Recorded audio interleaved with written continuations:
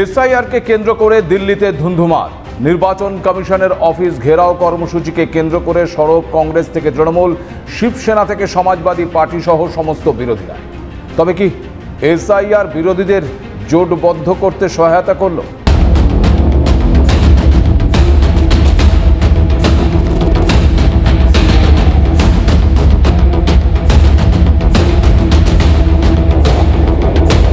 বিরোধীদের এই জোট কি সত্যি এসআইআর বিরোধী নাকি পুরোটাই রাজনৈতিক? এসআইআর নিয়ে বিরোধী জোটের সবাই কি একমত নাকি আন্দোলন একসাথে করলেও এসআইআর নিয়ে ভিন্ন মত রয়েছে বিরোধীদের মধ্যেও? পশ্চিমবঙ্গে এসআইআর এর ক্ষেত্রে শেষ পর্যন্ত কি কমিশনের নির্দেশ মানল রাজ্য সরকার নাকি মেনেও মানল না? আপনারা দেখতে শুরু করেছেন এডিটার্স ডায়েরি। আমি ভাস্কর দত্ত আপনাদেরকে আরও একবার স্বাগত জানাই আরও একটি এপিসোডে। কর্মসূচি আগেই নির্ধারিত ছিল, সেই কর্মসূচি মেনে সোমবার সকাল থেকেই প্রস্তুত ছিলেন সমস্ত বিরোধী সাংসদরা। এদিন লোকসভা এবং রাজ্যসভার অধিবেশন শুরু হতেই এসআইআর নিয়ে বিক্ষোভ দেখাতে থাকেন বিরোধী সাংসদরা। হইচইয়ের জেরে সংসদের দুই কক্ষেই অধিবেশন মুলতবি হয়ে যায়। সকাল 11:30টার পর থেকেই নয়া সংসদ ভবনের মকরদ্বারের সামনে জড়ো হতে থাকেন বিরোধী সাংসদেরা। এরপর ভোট চুরি বন্ধ করো এই স্লোগান তুলেই শুরু হয়ে যায় মিছিল। কিন্তু মিছিল কিছুটা এগোতেই তা আটকে দেয় পুলিশ, আর এরপরেই শুরু হয় বিক্ষোভ। রীতিমতো ব্যারিকেডের ওপরে উঠে পুরুষদের পাশাপাশি মহুয়া মৈত্র, সাগরিকা ঘোষ সহ অন্যান্য মহিলা সাংসদরা বিক্ষোভ দেখাতে থাকেন। তৃণমূল সাংসদদের হাতে ছিল চুপি চুপি ভোটের কারচুপি লেখা ব্যানার। মিছিল আটকানোর পর বিক্ষোভকারীরা একেবারে রাস্তায় বসে পড়েন। স্লোগান দিতে দেখা যায় প্রিয়াঙ্কা গান্ধী বদ্রাকেও। অবস্থান তুলতে সাংসদদের আটক করে বাসে তোলা হয়। রীতিমতো ধস্তাধস্তি শুরু হয়ে যায় পুলিশের সঙ্গে, আর এই ধস্তাধস্তিতেই অসুস্থ হয়ে পড়েন মহুয়া মৈত্র, মিতালি বাগ সহ একাধিক সাংসদ। বাসের ভেতর অসুস্থ মহুয়া মৈত্রকে জল খাওয়াতে দেখা যায় রাহুল গান্ধীকে। যে কোনো আন্দোলনে কিছু ছবি অত্যন্ত গুরুত্বপূর্ণ হয়ে যায়। এই ছবিও সেই তালিকায় পড়বে কিনা তা হয়তো সময় বলবে। তবে বিরোধীরা আজ যেভাবে আন্দোলন সংগঠিত করলো তাতে ওই আইএনডিআইএ জোট কি তবে আবার জমাট বাঁধতে শুরু করেছে, নাকি এই আন্দোলন শুধুই রাজনৈতিক? বিরোধী দলনেতা রাহুল গান্ধী বলছেন এটা সংবিধান বাঁচানোর লড়াই। স্বচ্ছ ভোটার তালিকা প্রকাশের দাবিও জানিয়েছেন তিনি। ये जो लड़ाई है ये राजनीतिक नहीं है, ये कॉन्स्टिट्यूशन की लड़ाई है। कॉन्स्टिट्यूशन को बचाने की लड़ाई है, वन मैन वन वोट की लड़ाई है। इसीलिए हमें साफ प्योर वोटर लिस्ट चाहिए। কমিশন বলছে তারা এসআইআর করছে স্বচ্ছ ভোটার তালিকা তৈরির জন্য। রাহুল গান্ধীও দাবি করছেন স্বচ্ছ ভোটার তালিকার। আবার কংগ্রেসের তরফে ভোট চুরি পর্দা ফাঁসের ইস্যুতে রাহুল গান্ধী যে এক্স পোস্ট করেছেন তাতে তিনি বলছেন ভোট চুরি মূলত এক ব্যক্তি এক ভোটের মূল ধারণার ওপর আক্রমণ। অর্থাৎ কংগ্রেস এক ব্যক্তি এক ভোট চাইছে, মানে এক ব্যক্তি যেন দু জায়গায় ভোট দিতে না পারে বা এক ব্যক্তির যেন দু জায়গায় ভোটার তালিকায় নাম না থাকে। আবার বিরোধী জোটের শরিক দল অর্থাৎ রাজ্যের শাসক দল তৃণমূল কংগ্রেস বলছে ভোটার তালিকা থেকে কারো নাম যেন বাদ না যায়। এবার আপনারাই বলুন তো, দুই জোট শরিকের অবস্থান কি এক?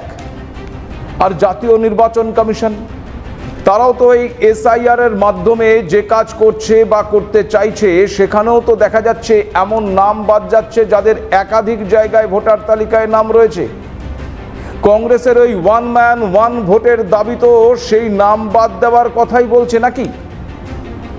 সবার নাম যদি আবার ভোটার তালিকায় রাখতে হয় তাহলে তো যে ব্যক্তির নাম দু জায়গায় ভোটার তালিকায় রয়েছে তাহলে কি সেই নাম থেকে যাবে? তাহলে তো ওই কংগ্রেসের ওয়ান ম্যান ওয়ান ভোটের দাবি পূরণ হলো কি? তবে কি এই এসআইআর নিয়ে বিরোধীরা একসাথে আন্দোলন করলেও তাদের দাবি মূলত আলাদা? প্রশ্নগুলো ক্রমেই কেমন জটিল এবং জোরালো হয়ে উঠছে না তো? এদিকে এসআইআর নিয়ে কমিশনের নির্দেশ অক্ষরে অক্ষরে মানল না রাজ্য সরকার। অভিযুক্ত ইআরও এবং এইআরও সহ আধিকারিকদের সাসপেন্ড এবং এফআইআর দায়েরের জন্য সোমবার দুপুর 3টে পর্যন্ত ডেডলাইন দিয়েছিল নির্বাচন কমিশন, কিন্তু সেই সময়সীমা পেরিয়ে গেলেও রাজ্যের তরফে কিছুই জানানো হয়নি। এরপর নবান্নে মন্ত্রিসভার বৈঠকের পর জানানো হয় অভিযুক্ত আধিকারিককে ভোটের সমস্ত কাজ থেকে অব্যাহতি দেওয়া হয়েছে এবং আভ্যন্তরীণ তদন্ত শুরু করা হয়েছে। ময়নার এইআরও এবং বারুইপুরের ডেটা এন্ট্রি আধিকারিকের বিরুদ্ধে পদক্ষেপ নেওয়া হয়েছে, তবে তাদের কাউকেই সাসপেন্ড বা তাদের বিরুদ্ধে ওই এফআইআর দায়ের করা হয়নি। চিঠিতে স্পষ্ট জানানো হয়েছে তাদের বিরুদ্ধে কঠোর ব্যবস্থা নিলে তাদের মনোবল ভেঙে যাবে, আভ্যন্তরীণ তদন্ত শেষে ব্যবস্থা নেওয়া হবে। অন্যদিকে আবার এই এসআইআর এর বিরুদ্ধে সুপ্রিম কোর্টে জনস্বার্থ মামলা করেছেন তৃণমূল কংগ্রেসের রাজ্যসভার দলনেতা ডেরেক ওব্রায়ান। 12ই আগস্ট মঙ্গলবার মূল মামলার শুনানি রয়েছে সুপ্রিম কোর্টে, আর এই মামলাকেও তার সঙ্গে যুক্ত করা হয়েছে বলেই জানা গেছে। এদিকে সূত্র বলছে রাজ্য ব্যবস্থা না নিলে অভিযুক্ত ইআরও এবং এইআরও সহ আধিকারিকদের বিরুদ্ধে ব্যবস্থা নিতে চলেছে নির্বাচন কমিশন। এক্ষেত্রে তারা নাকি সুমোটো মামলা দায়ের করলেও করতে পারে। পরিস্থিতি যেদিকে যাচ্ছে তাতে রাজ্য সরকার এবং কমিশনের দ্বন্দ্ব চরম আকার ধারণ করতে পারে। আইনি বিশেষজ্ঞরা বলছেন নির্বাচন কমিশন একটি সাংবিধানিক প্রতিষ্ঠান, নির্বাচনের ক্ষেত্রে কমিশনই শেষ কথা। রাজ্য এবং কেন্দ্র সরকারের সহযোগিতা নিয়ে সারা বছর ধরেই নির্বাচন কমিশন এই ভোট প্রক্রিয়ার কাজ করে থাকে, কিন্তু রাজ্য সরকার বা কেন্দ্রীয় সরকার যদি কমিশনকে সহযোগিতা না করে। আগের একটি এপিসোডে নির্বাচন কমিশন ও রাজ্য সরকারের সংঘাত তৈরি হলে কি হতে পারে সে কথা তুলে ধরেছিলাম। আজ সেই সংঘাত পরিস্থিতি অনেকটাই আরও অগ্রসর হয়ে গেছে। কমিশনের নির্দেশ মতো অভিযুক্ত আধিকারিকদের বিরুদ্ধে ব্যবস্থা গ্রহণ করেনি রাজ্য সরকার, উল্টে রাজ্যের শাসক দল ইতিমধ্যেই আবার সুপ্রিম কোর্টে কমিশনের বিরুদ্ধে এই এসআইআর নিয়ে মামলা দায়ের করেছে। পরিস্থিতি যে ক্রমেই জটিল হচ্ছে তা বলাই বাহুল্য। কমিশনের কাছে 3টি রাস্তা খোলা আছে বলে মনে করছেন অবসরপ্রাপ্ত বিচারপতি। এক্ষেত্রে কমিশন যতক্ষণ না পর্যন্ত স্বচ্ছ ভোটার তালিকা তৈরি করতে পারছে ততক্ষণ রাজ্যের নির্বাচন সংগঠিত করতে তারা নাও পারে। দেশের রাষ্ট্রপতি সর্বোচ্চ ক্ষমতার অধিকারী, কমিশন গোটা বিষয়টি ওই রাষ্ট্রপতিকে জানাতে পারে। আর তৃতীয়ত আদালতের দ্বারস্থ হতে পারে। যদি নির্বাচন ঘোষিত হওয়ার আগে এই ধরনের কোনো নির্দেশ আসে এবং সংশ্লিষ্ট রাজ্য সরকারের আধিকারিকরা এই ধরনের নির্দেশ পালন না করেন, তাহলে 3টে পথ খোলা থাকে নির্বাচন কমিশনের সামনে। প্রথম হচ্ছে যে নির্বাচন কমিশন এই সিদ্ধান্ত করতে পারে যে যতক্ষণ পর্যন্ত না সংশোধিত স্বচ্ছ তালিকা তৈরি হচ্ছে ততক্ষণ রাজ্যে নির্বাচন হবে না।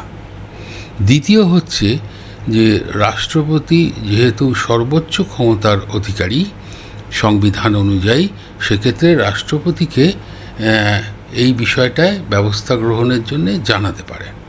আর তৃতীয়ত হচ্ছে যে কোনো পক্ষ যদি অ্যাগ্রিভড হয় তাহলে আদালতে তার আবেদন জানাতে পারে। রাজ্য সরকার এসআইআর বন্ধ করতে পারে না, তবে নির্বাচন কমিশনকে তাদের কাজ রাজ্য সরকারের কর্মচারীদের দিয়েই চালাতে হয়।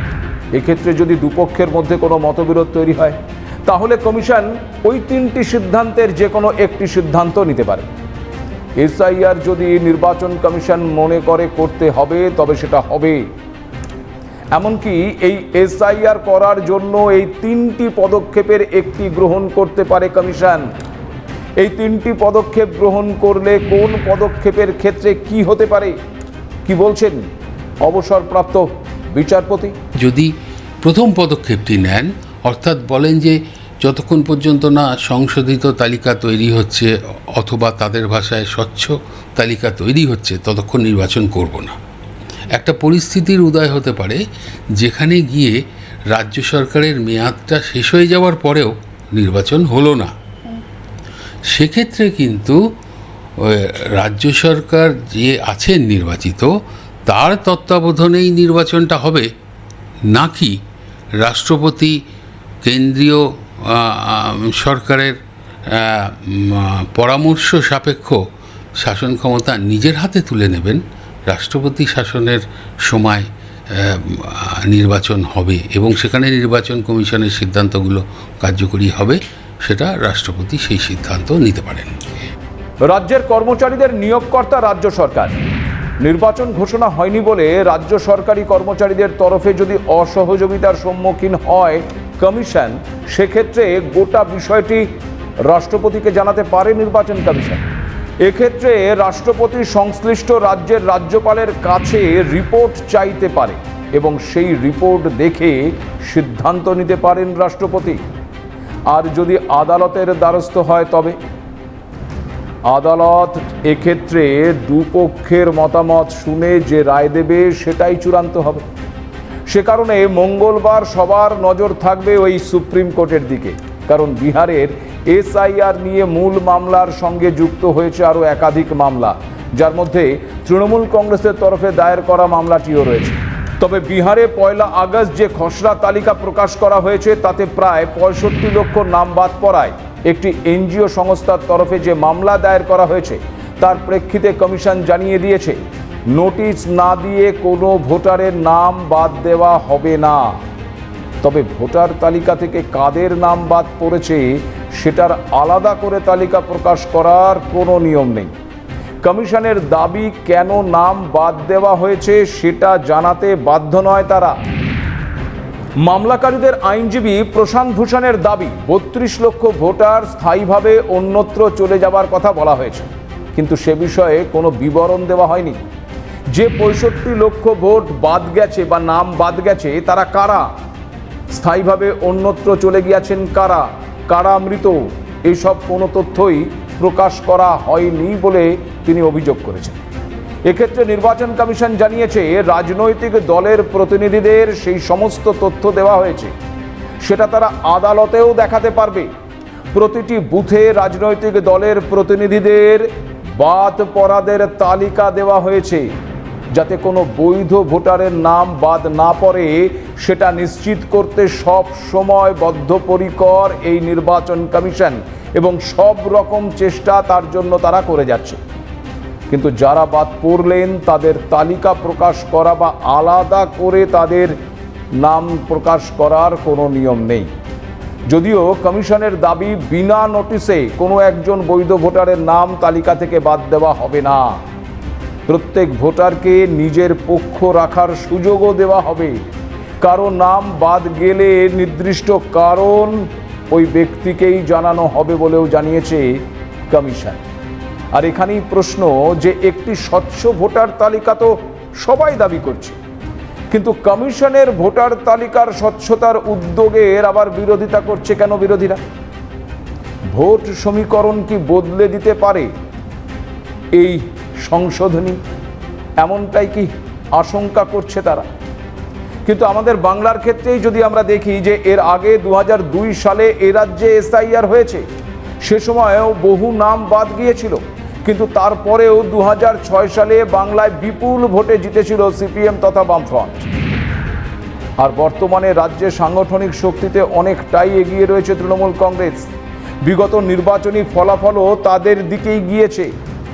তাহলে সেক্ষেত্রে ভোটার তালিকা সংশোধনী কি সত্যি বাংলার ভোট চিত্র বদলে দিতে পারে? প্রশ্নটা ক্রমেই জোরালো হচ্ছে একেবারে বাংলার অভ্যন্তরে। আজ এ পর্যন্ত, নমস্কার।